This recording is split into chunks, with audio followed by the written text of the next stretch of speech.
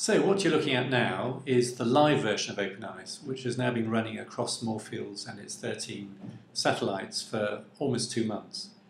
And this will show you several things. Firstly, it's got a little bit more design because we've had very good professional web designers involved in the look and feel.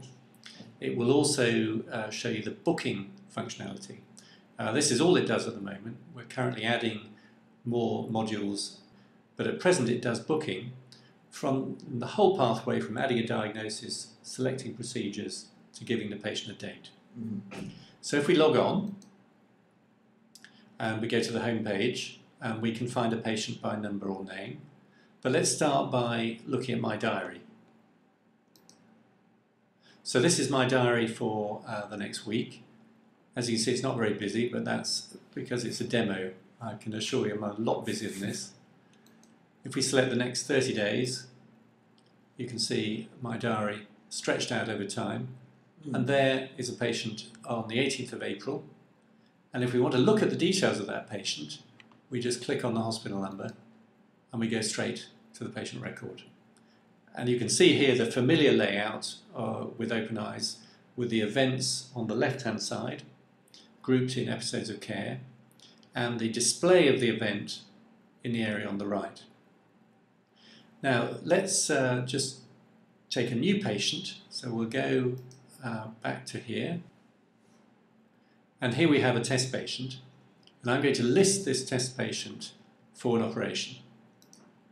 So we go to the familiar OpenEyes view and we're going to add a new event. And as you see from the selection, the only event available at the moment is operation, but we're going to be adding more of those over the next few months. So this is booking an operation. The first thing we need to do is select the eye. So let's make it a right eye. This diagnosis menu would of course be pre-populated if there were other events, because we would most likely have made the diagnosis in the outpatients. But let's just make the diagnosis here. Let's say it's a macular hole. Okay. So I'm adding macular hole, and there's the diagnosis displayed. We're now going to add procedures to treat that macular hole, and they're selected again from this common menu here. And because this contains all the procedures we do 90% of the time, mostly it will be a matter of selecting from this menu. So I'm going to do a vitrectomy, and there it puts in the procedure on the procedure list. And the other thing you need to do is remove some membrane. So that would be perhaps this one.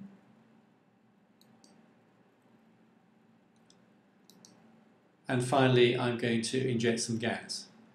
But rather than select it from the menu, I'm going to show you how other procedures that are not on the list can also be added. Okay. And these procedures are all coded as SNOMED with OPCS codes in the background. And so if the procedure you want is not on that list, you just start typing in here, and it's something to do with gas, and there is the procedure we want, injection of gas. Shall we just stop to introduce to the audience the concept of OPCS codes? So OPCS codes is the coding system that's used within the NHS to record defined procedures.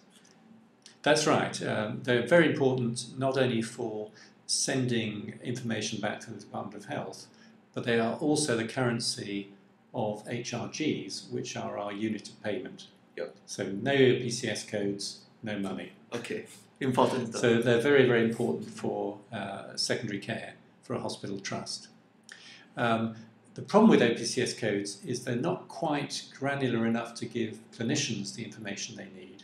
So what you're actually seeing are SNOMED terms, for which there are many more than OPCS codes, and they map to OPCS codes in the background.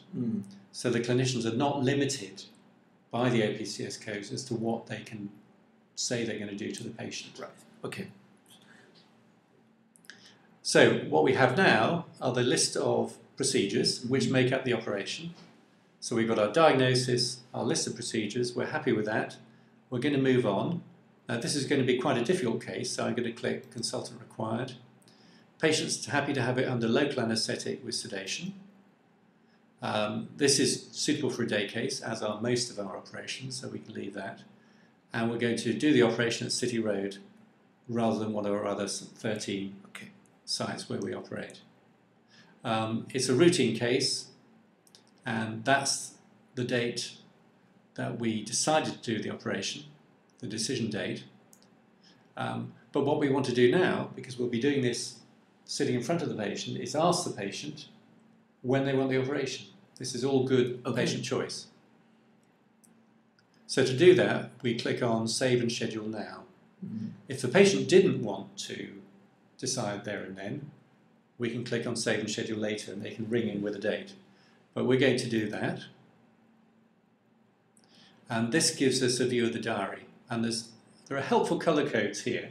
So the green indicates that there is a slot available. So let's say to the patient, how about April the 18th? And they look at their diary and say, yep, that suits me fine, doctor. So we click on April the 18th and we give them the date. But just to indicate a few other things, if they wanted it later, we can go to the next month. And this symbol that's popped up for May the 16th, that indicates that for this patient that we would be outside their RTT, i.e. their referral to treatment pathway. And that's a very important thing to measure, because that's what the Department of Health used to measure your performance. Exactly. It's a very important target. And this will stop us inadvertently booking beyond the RTT. Okay. Of course, it may well be that the patient wants to have the date beyond the 16th, and we can override it, but it's an important warning. Let's go back to the 18th and say the patient's happy with that. We select the 18th. There are two lists available. There's one in the morning and there's one in the afternoon. And we can ask the patient which they prefer. Let's say they go for morning. So we click on that. And you can see that opens up the list. And there's that other patient that we saw earlier that's on the list. Oh, yeah. But that's fine, because there's no reason why the patient can't be done on the same list. So we're happy with that.